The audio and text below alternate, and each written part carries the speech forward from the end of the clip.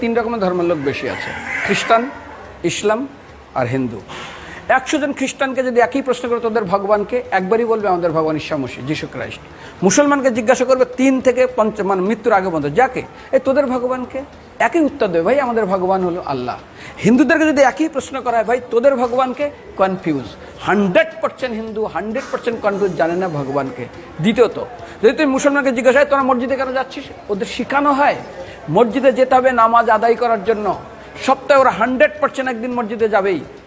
তুমি যদি খ্রিস্টানদের জিজ্ঞাসা করো তোমরা কেন কোথায় যাবে, কোথায় যাও না, আমাদেরকে একদিন তারা চার্চে যাবেই। কেন? ঈশ্বরে প্রার্থনা করার জন্য, ওদের শেখানো হয় জন্মের থেকে, এটা সংস্কার। আর হিন্দুদের যদি জিজ্ঞাসা করে তোমরা মন্দিরে কেন যাচ্ছ, হ্যাঁ আমার ছেলের বিয়ে হচ্ছে না, আমার মেয়ের বাচ্চা হচ্ছে না, আমার বাবা হসপিটালে আছে, কালকের আমার মামলার ডেট আছে, আমার ব্যবসা খুব খারাপ, আমার শরীর খুব খারাপ। 99.99 হিন্দু জানে না মন্দিরে কেন আসা উচিত, তাদের ভগবানকে মৃত্যুর পরে কোথায় যাবে। মুসলমানকে জিজ্ঞাসা করবে মৃত্যুর পর কোথায় যাবে, বলবে ভাই নামাজ রোজা যদি না করি দোজকে যাব, অর্থাৎ নরকে যাব।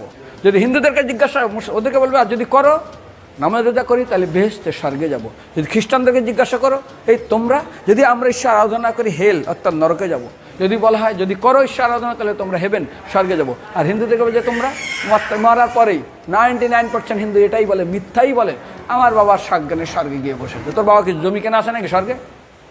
তোর বাবা জমি কেনা আছে যে তোর বাবা মরার পরে স্বর্গে গেছে, হোয়াটসঅ্যাপ করে দেখি এই যে অ্যাটাচ বাথরুম টয়লেট আমি একদম ভালোভাবে পৌঁছে গেছে, তোর বাবা স্বর্গে গেছে, জানিস তুই? আরে মৃত্যুর আগে এত কষ্ট পায়, এত কিছু করে, মারার পরে আমার বাবা স্বর্গে গেছে।